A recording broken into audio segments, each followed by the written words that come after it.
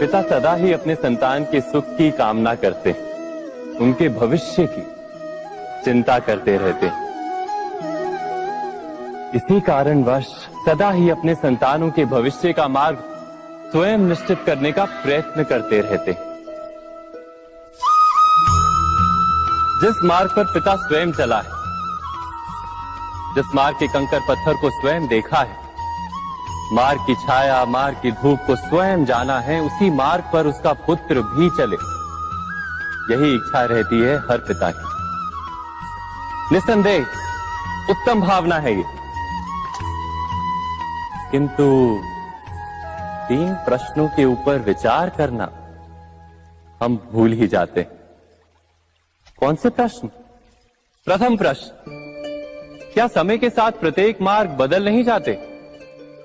क्या समय सदा ही नई चुनौतियों को लेकर नहीं आता? तो फिर बीते हुए समय के अनुभव नई पीढ़ी को किस प्रकार लाभ दे सकते हैं? दूसरा प्रश्न, क्या प्रत्येक संतान अपने माता पिता की छवि होता है? हाँ, संतानों को संस्कार तो अवश्य माता पिता देते हैं, किंतु भीतर की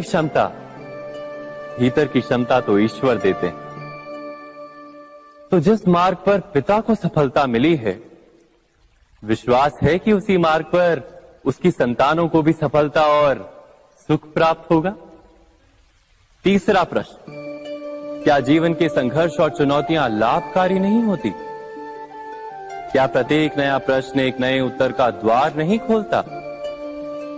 तो फिर संतानों को नए नए प्रश्नों, संघर्षों और चुनौतियों से दूर रखना, ये उनके लिए लाभ करना कहलाएगा या हानि पहुंचाना?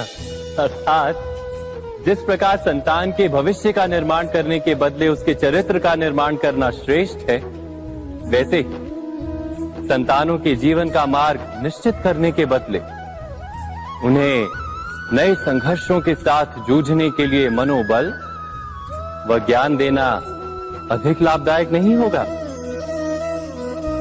स्वयं विचार कीजिए। मनुष्य की सबसे बड़ी दुर्बलता क्या होती है? सोचिए। धन, प्रेम, अहंकार। मनुष्य की सबसे बड़ी दुर्बलता होती है उसके रहस्य। चाहे आप कितने भी शक्तिशाली क्यों ना हो, कितने भी प्रबल क्यों ना हो, परंतु उसके रहस्य उसके नाश की चाबी होती है। इसलिए यदि प्रबल रहना है, शक्तिशाली रहना है, समर्थ रहना है, तो अपने रहस्य को किसी को भी ना बताएं, ना मित्र को और ना ही शत्रु को, क्योंकि समय पड़ने पर कब कौन शत्रु हो जाए ऐसा कहना संभव नहीं। विभीषण को रावण के अमृत कुंड का ज्ञात था, इसीलिए प्रभु श्री राम रावण का वध करने में सफल हो सके। इसलिए उचित यही है कि आप अपने रहस्य को स्वयं तक ही सीमित रखें। मनुष्य जीवन की परीक्षा में सफल होने के लिए क्या नहीं करता? वो परिश्रम करता है, दौड़ भाग करता है, और ये सब करने के पश्चात भी जब उसका काम नहीं बनता तो वो नकल करता है ना? तनिक लौटिए अपने बचपन में, स्मरण कीजिए अपने बचपन की स्मृतियों का। क्या स्मरण हुआ? विद्यालय में जब आप परीक्षा देने जाते थे तो क्या होता था? आप ना सही, परंतु कोई ना कोई सफलता पाने के लिए नकल करता ही था और उत्तीर्ण भी हो जाता था, है ना? परंतु जीवन की परीक्षा ऐसी नहीं होती। नकल करने वाला सफल नहीं होता। कारण विद्यालय में सबके प्रश्न पत्र एक होते थे, परंतु जीवन के प्रश्न पत्र और उनकी कठिनाई सबके लिए भिन्न होती, तो निश्चित रूप से उनके उत्तर भी भिन्न होंगे ना। इसलिए यदि आपको जीवन में सफलता पानी है तो नकल ना कीजिए, स्वयं के प्रश्नों का उत्तर स्वयं ढूंढिए और सफलता आपकी ही होगी। मनुष्य का जीवन हार और जीत, विजय और पराजय, सफलता और असफलता के मध्य झूलता रहता है। आपके साथ भी ऐसा होता होगा, है ना? जब आप सफल होते हैं, किसी चुनौती पर विजय पाते हैं, तो मन प्रसन्नता से आनंद के उपवन में झूमने लगता है। और जब आप असफल होते हैं, तब मन दुख और पीड़ा के सागर में डूबने लगता है। परंतु वास्तव में सफलता और असफलता है क्या? तनिक ध्यान से सोचिए। ये केवल हमारी मनोस्थिति मात्र है। हमारी पराजय तब नहीं होती जब हमारा शत्रु विजय प्राप्त कर ले। हमारी पराजय तब होती है जब हम पराजय स्वीकार कर लें। हम असफल तब नहीं होते जब हम लक्ष्य ना पा सके। हम असफल तब होते हैं जब हम प्रयास करना बंद कर दें। इसलिए प्रयास करते रहें और हार ना माने, क्योंकि जिस दिन आप हार स्वीकारना बंद कर देंगे, जीत आपके चरणों में होगी।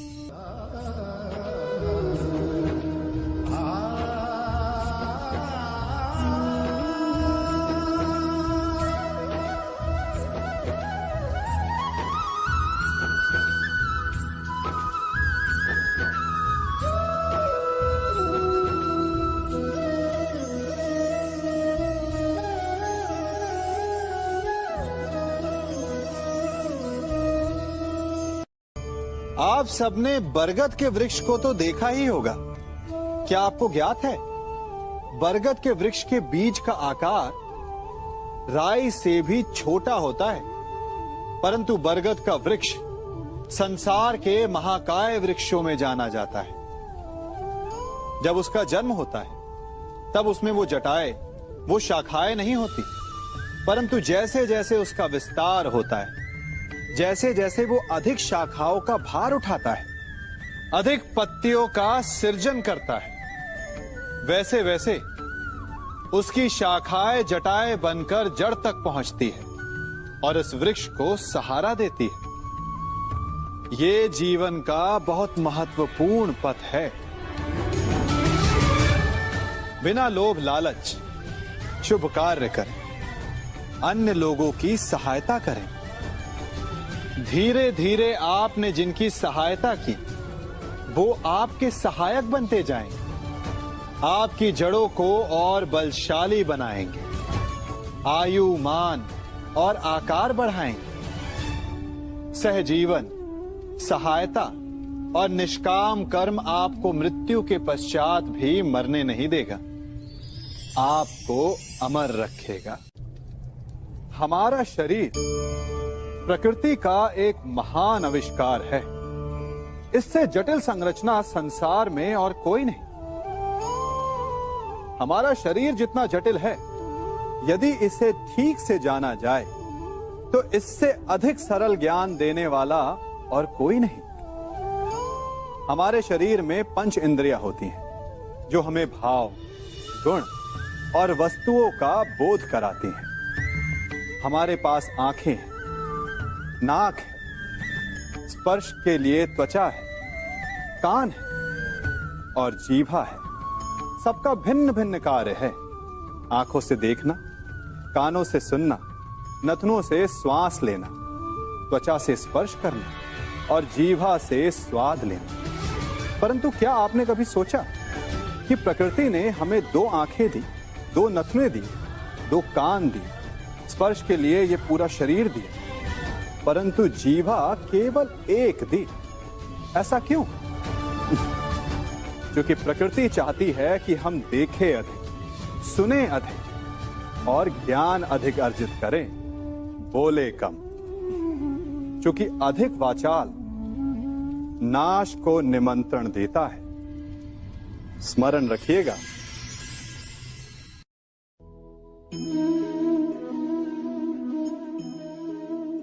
ये सदा यही कहते आए कि यदि आगे बढ़ना है तो अपनों का साथ दो। सत्य कहते हैं, अपनों का साथ देना ही चाहिए, परंतु साथ देने से पूर्व ये अवश्य पहचान लेना चाहिए कि अपने हैं कौन। क्या अपने वही होते हैं जिनके साथ हमारा रक्त संबंध होता है, या अपने मित्र? अपने वो होते हैं जो हमें सद्कार्य के लिए प्रेरित करें, हमें आगे बढ़ाएं, हमारा साथ दें।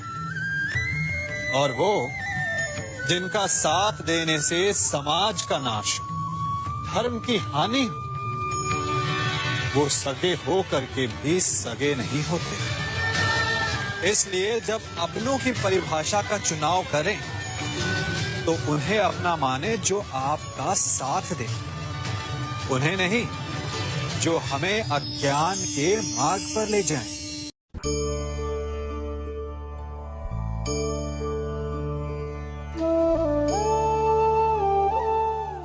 आप जिनसे प्रेम करते हैं सदा उनके समीप रहना चाहते हैं, नहीं चाहते कि कभी अपनों से दूर होना पड़े, बिछड़ना पड़े।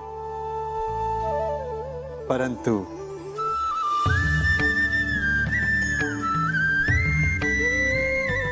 एक समय के पश्चात अपनों से दूर हो जाना उन्नति के लिए आवश्यक है। आप माता पिता हैं ना? यदि आप अपनी संतान के जीवन के हर पग पर उनका मार्गदर्शन करते रहेंगे तो आपकी संतान स्वयं मार्ग चुनना कैसे सीखेगी? मार्ग के कांटों से स्वयं को बचाना कैसे सीखेगी? इसीलिए एक समय के पश्चात अपनों से बनाई गई दूरी सदा लाभदायक रहती है। आज मैं आप सबको एक कथा सुनाता हूं। एक दिन प्रातः एक व्यापारी अपने घर से निकला। घर से निकलते ही एक बिल्ली ने उस व्यापारी का मार्ग काट दिया। व्यापारी घबरा गया, वो फिर से घर लौट गया और शुभ घड़ी की प्रतीक्षा करने लगा। और जब वो पुनः अपने घर से निकला तब वो वाहन जा चुका था जिससे राजा तक पहुंचकर उसे भेंट देनी थी। राजा को भेंट नहीं मिली। राजा क्रोधित हो गए। राजा ने उस व्यापारी का व्यापार बंद करवा दिया। इस कारण व्यापारी क्रोधित होकर घर पर अपनी पत्नी से लड़ बैठा। पत्नी अपने बच्चों समेत मैके वापस चली गई और उस व्यापारी के जीवन में यदि कुछ रह गया था तो केवल अंधकार। और इन सब का कारण वो उस बिल्ली को मानता रहा जिसने उसका मार्ग काटा था। ऐसा ही एक दूसरा व्यापारी राजा को भेंट देने निकला और उस व्यापारी का मार्ग भी एक बिल्ली ने काट दिया। वो व्यापारी तनिक घबराया, परंतु उसने आगे बढ़ना अधिक उचित समझा। राजा तक वो समय पर पहुंचा। उसने राजा को भेंट दी। राजा प्रसन्न हुए और राजा ने व्यापारी को अपना व्यापार बढ़ाने की अनुमति दी, स्वर्ण आभूषण दी। जब व्यापारी घर पर पहुंचा तो पत्नी को आभूषण और अपने बच्चों को देने के लिए वस्त्र थे उसके पास। हर ओर प्रसन्नता थी। समझ रहे हैं ना? दोनों के साथ एक ही प्रकार की घटना हुई, परंतु दोनों की प्रतिक्रिया भिन्न थी। ऐसा ही हमारा जीवन भी है।